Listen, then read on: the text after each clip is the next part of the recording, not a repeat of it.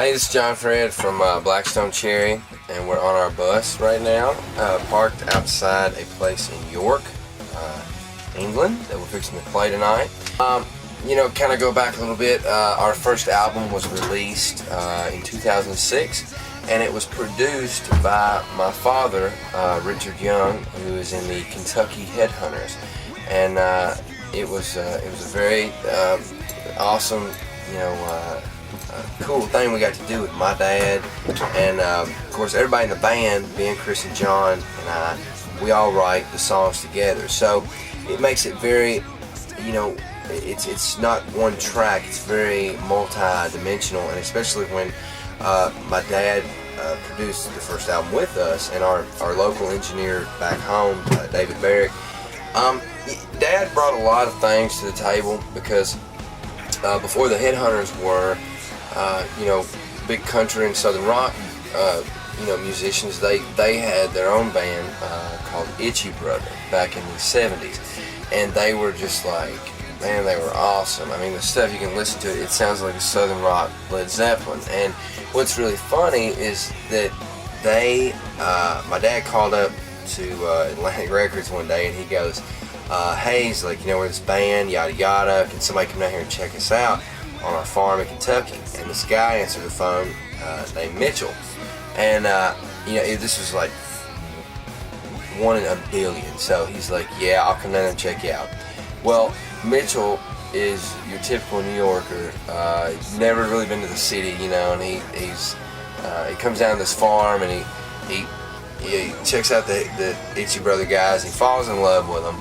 Mitchell took their CD to Peter Grant back in the 70s, and Robert and Jimmy and all of them wanted to, they were interested in the band opening up to do some of the, I guess, the U.S. tour, and they were working on figuring out a deal with them to Swan Song, which was Zeppelin's label. So they would have been the first American band signed to Swan Song.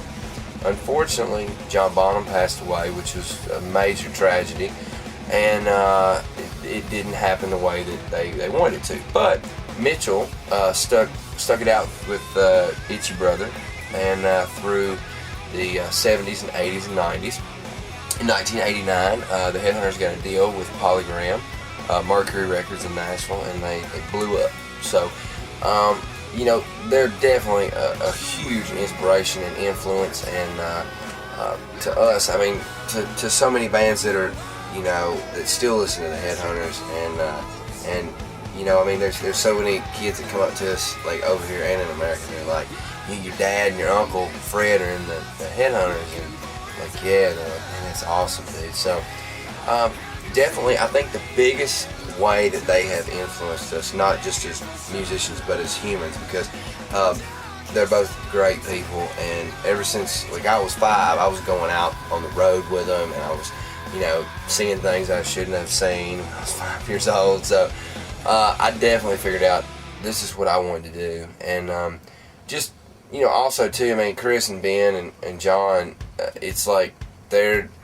my dad and Fred's kids too, so we're all one big family, man. Everybody's families back home kind of adopt everybody else's kids, and the practice house, that's one thing that if we did not have the practice house, this band would have not made it. It would have not formed into what it is.